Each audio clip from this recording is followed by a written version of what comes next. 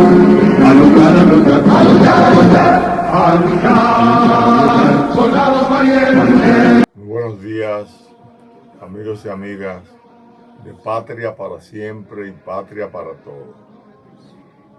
Hoy, viernes 19 de marzo, traemos otra entrega más de este conversatorio histórico, social y político que venimos sosteniendo, con la finalidad de que el pueblo dominicano conozca su historia para que no la viva de nuevo. Por ejemplo, hemos estado trabajando en los últimos días en lo que históricamente ocurrió a partir de la separación de Haití el 27 de febrero del año de 1844. Y vimos cómo funcionó la Junta Gubernativa, que desde el 1 de marzo al 13 de noviembre cambió en innumerables ocasiones, se produjeron golpes de Estado, hubo que enfrentar invasiones haitianas, etc. Y que también el gobierno que surgió de Santana no pudo concluir los 8 años que había convenido estar desde el 1844 a 1852, que se vio precisado en el 1849 darle un espacio a Buenaventura Báez, una persona que era del área de conservadores de Santana y que estuvo funcionando contrario a los trinitarios, pero que luego de que Báez tuviera 4 años en el poder e hiciera algunas maniobras políticas, como era tratar de respaldar un concordato con la iglesia que había tenido problemas con Santana, así como él haber favorecido a algunos de sus aliados. Entró en contradicción con Santana, quien toma el poder de nuevo en el 1853 y termina mandando al exilio a Buenaventura Báez, quien después se alía al cónsul español para derrocar a Santana y lográndolo, volviendo al país, tomando el poder y generar lo que fue la revolución tabacalera. Esa revolución tabacalera que fue contra Báez, los liberales del Cibao contra los conservadores del sur, terminó favoreciendo a los conservadores del sur porque fue Santana quien terminó siendo el presidente de la República hasta que el 18 de marzo de 1861, anexó el país a España y generó un brote de descontento que fue enfrentado de manera armada, se fue sublevando el pueblo hasta que oficialmente estalla la guerra restauradora el 16 de agosto de 1863. Dura 2 años y terminamos los dominicanos venciendo a las tropas españolas. Ya el 10 de julio de 1865 no había un soldado español en el país, todos se habían ido. Ocurre entonces que los gobiernos restauradores y los políticos restauradores, como el país había quedado realmente desarticulado políticamente y económicamente diezmado, entre ellos hubo una lucha por manejar el poder, porque en ese tiempo solamente, casi como ahora, solamente los que están en el poder disfrutan de la gran vida, del poder, de la fama, de la riqueza. Entonces se produjeron inclusive en el seno de los restauradores golpes de Estado, porque José Antonio Salcedo, que fue el primer presidente restaurador, fue sustituido por Gaspar Polanco, que le dio un golpe de Estado, y luego Gaspar Polanco fue sustituido por Benigno Filomeno Rojas, quien sirvió de transición a la llegada al poder de Pedro Antonio Pimentel. En el 1865, cuando termina la anexión, ¿qué pasa? Se da el fenómeno de quien la aprovecha, por quien se lucha para que se quede en el poder, es por un enemigo del Cibao, que fue Báez. Y se da de la siguiente manera: cuando Pedro Antonio Pimentel viene a ocupar el poder, es abordado por los generales José María Cabral y Eusebio Mansueta. Él tiene que devolverse y renunciar, porque resulta que algunos generales del Cibao también apoyaron en ese momento el levantamiento de General Cabral y de Eusebio Mansueta. Pero Pedro Guillermo se levanta, otro general, y lucha para que vuelva Báez al poder, un enemigo abierto de los tabacaleros, de la gente que lucharon por la restauración del Cibao. Y vuelve Báez al poder el 8 de diciembre de 1865. Es una situación de anarquía política que solamente se explica por el atraso que en términos económico, político y social y conductual tenían los hombres del poder de esos tiempos. Un tanto parecido, guardando la distancia, a la lucha que hay por el poder de manera permanente hasta en estos tiempos en el país. Bueno, por cierto, el caso, como vimos, que va y viene, pero va a ir derrocado, porque Luperón se levanta junto con Pedro Antonio Pimentel y Federico, otro general, García, que se levantan y forman un triunvirato cuando derrocan a Báez. Báez sale del país, pero a poco tiempo se levanta de nuevo José María Cabral y este termina siendo el presidente porque el triunvirato se fue debilitando. Al estar debilitado, volvió Cabral al poder. Este se pone en contra, en acuerdo con los azules para estar contra Báez, y Báez vuelve al poder porque Báez resistió e hizo una revolución en contra de Cabral, terminando derrocándolo. Pero al derrocarlo, Báez viene con la misma actitud de antes, de que conservaban o que mantenían los conservadores, que era de anexar la Bahía de Samaná a alguna nación extranjera o el país. Y comienza Báez haciendo una jugada, pero cuando llegó aquí logró que las juntas generales convocaran una convención para reformar la Constitución, que fue la restitución de la Constitución de 1854, que había promulgado Pedro Santana. Esa le quedaba al dedillo porque era una constitución para una dictadura. Además de eso, él emitió un decreto de que llegó al poder, que fue que todo el que se fuera encontrado con armas era fusilado. ¿Por qué? Porque habían señales en su contra muy importantes. Por ejemplo, en el sur se levantó de una vez los hermanos Timoteo, Andrés y Benito Ogando, y también José Cabral. Más en el Cibao estaba levantado de una vez Luperón y Cabral y todo ese grupo de generales del Grupo Azul. O sea, Báez fue hostigado desde que llegó al poder en el 1868. Él, sabiamente, para conseguir dinero, logró que el Congreso, la Convención, aprobara la deuda que él dijo que había contraído con la firma Jesulún Anzún. Y esa firma Jesulún Anzún de Curazao, ¿qué hizo? Que le reconoció la deuda y hubo que pagársela en el país, como que le iba a ir a pagar. Eran de las jugadas que tenía Báez para escamotear los recursos, para robar los recursos del erario del país. Asimismo, Buenaventura Báez inmediatamente se pone en contacto con William Seward, un americano con el cual negociar la Bahía de Samaná en una compañía privada, pero surge entonces un gobierno que es en Estados Unidos, que es el de Ulysses Grant. Ese gobierno que hizo, que se mostró de acuerdo con hacer la anexión con el país.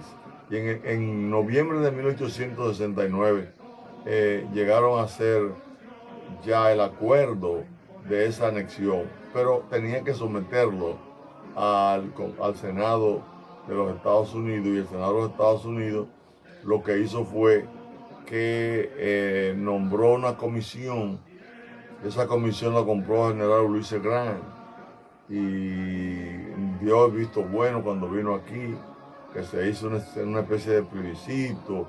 Báez logró que unos 16,000 dominicanos votaran a favor de la anexión, pero el Congreso mandó también una comisión porque no estaban de acuerdo con esa anexión por algo que explicaba anteriormente.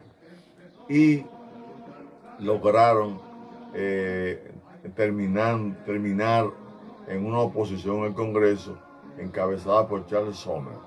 Esa oposición a esa anexión derrotó las posibilidades de que hubiera anexión de este país. Eso ocurrió en el año de 1871. A partir de ese momento, la revolución que se había armado contra el levantamiento contra Báez iba creciendo. Ese levantamiento del Grupo Azul que se fue dando en el Cibao y en parte del sur. Ocurre entonces que Báez, buscando recursos, recurre a la posibilidad de darle la oportunidad de nuevo a los Estados Unidos, ya no desde el punto de vista de la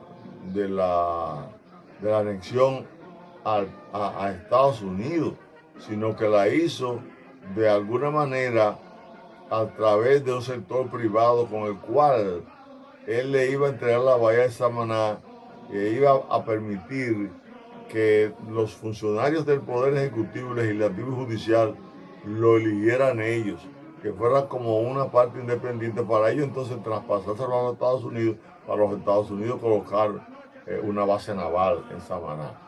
En tanto eso se da, y todas esas penurias que económicamente Báez entendía que podía tener, también hizo un acuerdo con su amigo Jesurún Anzún, de que le habían validado los gastos de la revolución diciendo que le habían prestado a Báez, y logró que este fuera a Estados Unidos a buscar un préstamo. No lo obtiene, se va entonces a Francia, a Europa, y allí se da lo que es aquel contrato leonino de la Harmon.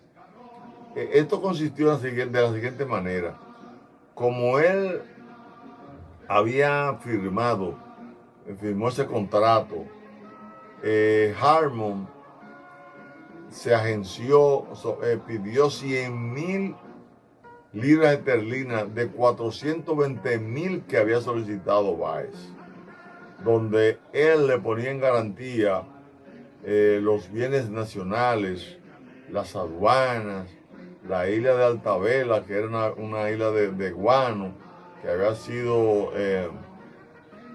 tomada en algún momento por los norteamericanos.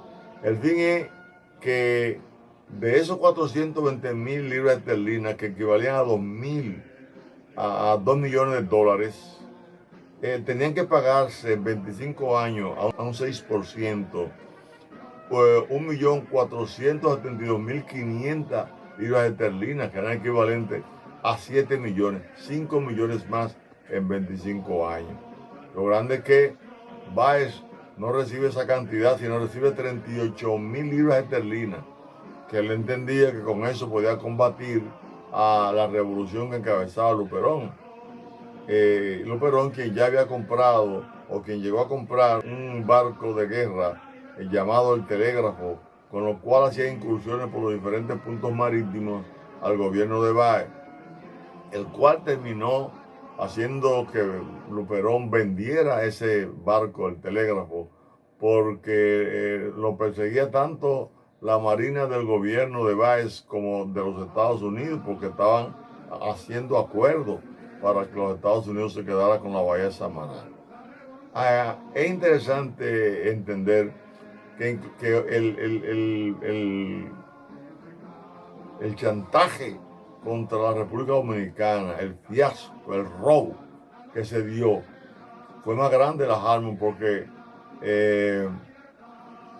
logró Harmon que un banco de Inglaterra emitiera bonos por 757.500 libras esterlinas. 337.500 más. El robo aumentó.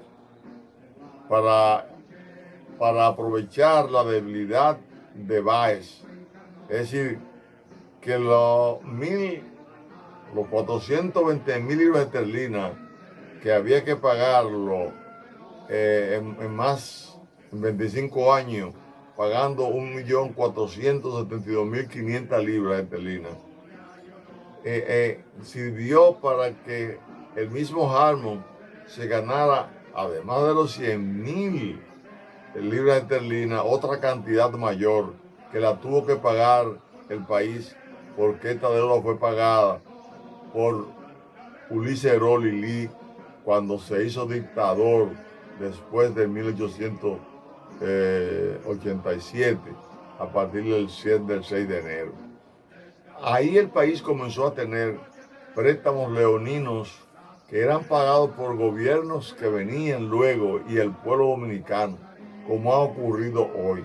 Se han hecho muchos préstamos que se han quedado en manos de funcionarios, de alguna manera una gran cantidad, que se han dado grandes comisiones. Por ejemplo, la comisión de Harmon de 100.000 libras esterlinas inicialmente, y nada más le pagó 38.000 libras esterlinas a Báez. Bueno, lo cierto del caso es que pese a esas maniobras económicas, pese a ese robo, la revolución iba creciendo. Entonces se pensaba que por elecciones se podía elegir no a Báez, que estaba ya desacreditado, sino a Manuel Cáceres, Manuel Altagracia Cáceres, el papá de Mon Cáceres. Se iba a elegir, pero en eso, viendo un grupo de líderes del azules, que como quiera podían ganar los azules, ellos que eran rojos, terminaron levantándose bajo la dirección de Ignacio María González, que era el gobernador de Puerto Plata. Se levantaron con mucha fuerza, tanta fuerza que un grupo de los generales azules lo apoyó y le dieron un golpe de estado. Entonces hicieron renunciar a Buenaventura Báez del poder. Y así, en enero de 1874, Báez se va del país y se lleva todo lo que se había robado de este pueblo, apañado por el grupo de funcionarios generales que tuvo bajo su mando, que fue lo que se rebelaron contra él y lo destituyeron, y no el grupo azul. Me recuerda mucho cuando el doctor Joaquín Balaguer en el 1996, para que no lo persiguieran los perredistas, prefirió pactar con el PLD, para que el PLD y el Partido Reformista juntos vencieran entonces al PRD en la cabeza de José Francisco Peña Gómez. En aquel entonces se dio el fenómeno de que el grupo de Báez, ellos mismos se fueron contra Báez, y como ellos estuvieron bajo la tutela de Báez, permitieron que Báez se fuera tranquilo del país al exilio para volver luego. De esto vamos a hablar en la próxima entrega, cuando toquemos la parte del gobierno de Ignacio María González, que encabezó lo que se llamó la Revolución Unionista, que fue la revolución entre rojos y azules, y donde terminó formando un partido llamado Partido Verde. Vamos a ver cómo comienzan en ese gobierno a darle facilidades a los extranjeros para que tengan tierra en República Dominicana y puedan comenzar a reactivar el cultivo de la caña de azúcar. Todo esto es una historia interesante que nosotros vamos a tocar. Decidimos tomar este punto del gobierno de Báez y no seguir como prometimos, porque mucha gente nos ha pedido que nos detengamos un poco más en cada uno de los procesos que se van dando históricos, para que la gente se lo pueda grabar más. Espero que se hayan grabado muy bien toda esa anarquía y ese robo que todavía se da en la República Dominicana, de préstamos que engañan al país, porque los que están en el poder tienen sed de oro.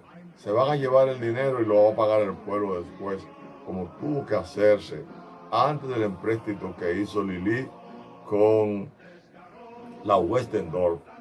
De eso hablaremos más adelante, porque es muy probable que el próximo lunes podamos tocar estos temas hasta llegar, si es posible, al inicio de la dictadura de Lili, para el viernes siguiente poder trabajar la dictadura de Lili y el inicio del siglo XX, cuyas anarquías políticas generaron la invasión norteamericana de 1916.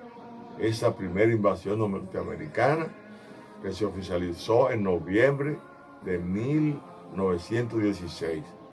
Hasta ahí llegaremos, porque es probable que nos tomemos una semana o dos del mes de abril para comenzar a hablar de la revolución. Pero hay tiempo. Lo importante es saber que la revolución de abril de 1965 terminó con la anarquía de los gobiernos que se elegían y eran derrocados. Del 1978 a la fecha no ha habido un golpe de Estado. Es decir, es más, de 1966, cuando tomó posesión el presidente Balaguer, después de haber ganado las elecciones el 1 de junio de ese año 1966. Vamos a hablar de esto el próximo lunes, porque en verdad tenemos que conocer la historia, saber que hemos vivido de una manera muy anárquica, saber que en este país han mandado a los caudillos, nunca han mandado la ley. Pero nosotros, a partir de lo que planteó Duarte en su primer artículo propuesto para la Constitución del 1844, donde él decía que la ley es la regla a la cual deben acomodar sus actos, así los gobernantes como los gobernados. Como también expresó el profesor Juan Bosch en la toma de posesión de 1963, un 27 de febrero, que en una democracia no puede haber otro gobierno que no sea el gobierno de la ley. Nosotros entonces, a partir del planteamiento de Camaño cuando se iba, de que la revolución iba a parir en algún momento una democracia constitucional, decimos que la única manera de arreglar este país es haciendo lo que hay que hacer, que es que se cumpla con la ley y punto. Hasta el próximo lunes. Muchas gracias. Libertad, que los ecos se agiten mientras llenos de noble ansiedad nuestros campos de gloria repiten. Libertad, libertad, libertad.